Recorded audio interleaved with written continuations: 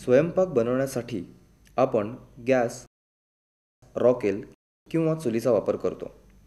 Gas आणि रॉकेल यासाठी आपल्याला पैसे खर्च करावे लागतात, तर चुलीसाठी सरपण लागते. आपल्याकडे अशी एक साधनसंपत्ती आहे की ज्याच्या वापराने आपण कमी खर्चामध्ये स्वयंपाक करू शकतो आणि ती संपत्ती म्हणजे सौर ऊर्जा. नगर जिल्ह्यातील संगमनेर आणि अकोले या तालुक्यातील शाळांमध्ये सौर चुलीचे वाटप केले आहे.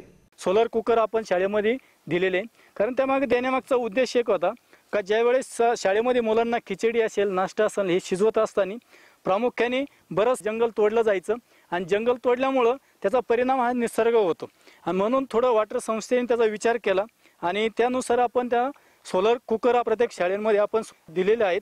ज्या स्त्रिया आमच्याकडे शालेय पोषणाहार शिजवण्यासाठी आहेत त्यांना अगोदर त्यांनी ट्रेनिंग दिलं शाळेमध्ये. त्या यंत्रावर कसं काम करायचं, सूर्य जर कोणत्या दिशेला आहे मग त्यावेळी सौरचूल कोणत्या दिशेला तोंड करून ठेवायची, अगोदर तो कुकर जो आहे तो कुकर कसा ठेवायचा, त्यानंतर मग शिजवल्यानंतर ते उतरवायचं कसं, असं सखोल असं ज्ञान आणि ट्रेनिंग या वॉटर संस्थेनं दिलं आणि मग तिथून पुढे आम्ही त्याचा वापर करायला सुरुवात केली. सकाळी आल्यानंतर मी पहिला अंगणवाडीचा आहार शिजवते, त्यानंतर मग या मराठी शाळेचा आहार शिजवते. त्यांचा आहार शिजतो 9 ते 10 वाजेपर्यंत. तिथून पुढं माझं 10 ते 1 वाजेपर्यंत मग मराठी शाळेचा आहार शिजवते मी. तर रोजची मुलं आहे ना 43 जेवतात आणि त्यांच्यासाठी 7 किलो अन्न शिजवते, 4.5 किलो तांदूळ आणि 3 किलो डाळ भाजीपाला.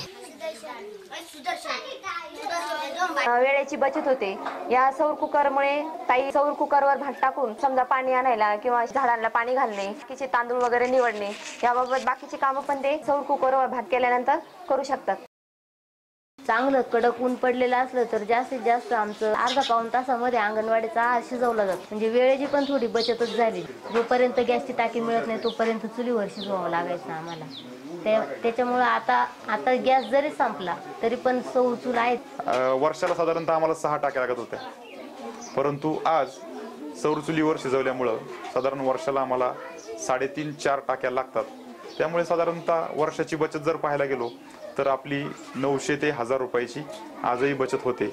मग जे काही शालेय पोषणाहारचं जे आपलं वेळापत्रक आहे त्यामध्ये मग तूर डाळीचं वरण आणि भात, मठाची आमटी आणि भात, मसूर डाळीची आमटी आणि भात, त्याचप्रमाणे मसूर डाळीचा मसाले भात, अशा प्रकारचे आयटम आपण करू लागलो. इयत्ता 3च्या विज्ञानाच्या पुस्तकामध्ये नैसर्गिक साधनसंपत्ती म्हणून एक पाठ आहे आणि या पाठामध्ये असं शिकवताना आम्ही शिकवायचो की नैसर्गिक साधनसंपत्तीचा जपून वापर केला पाहिजे. परंतु सोलर कुकर हे उपकरण आल्यानंतर आम्ही मुलांना प्रात्यक्षिक दाखवू शकलो.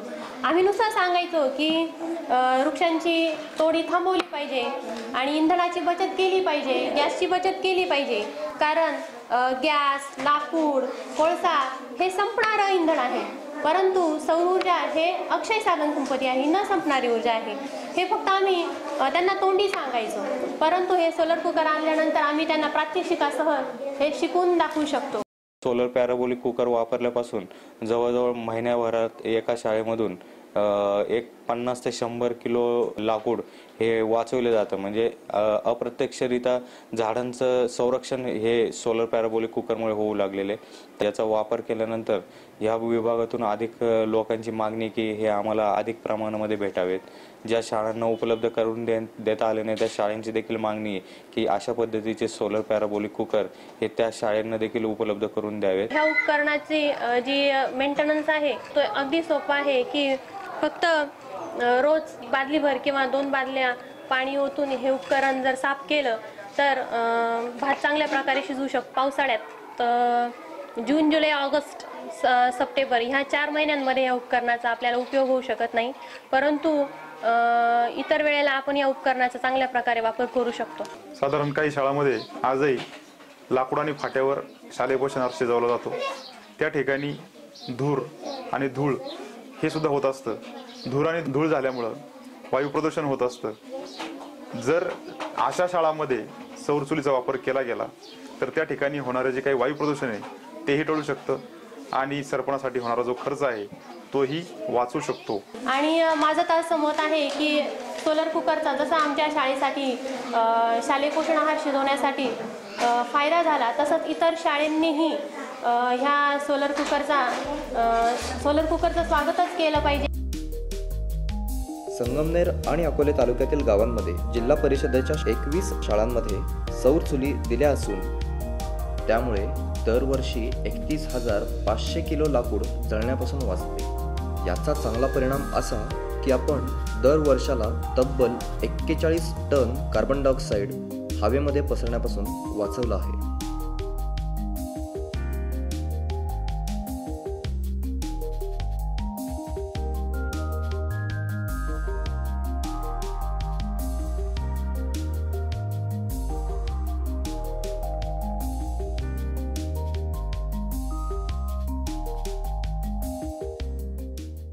सौर चुलीवरचा भात पोट भरून खातो.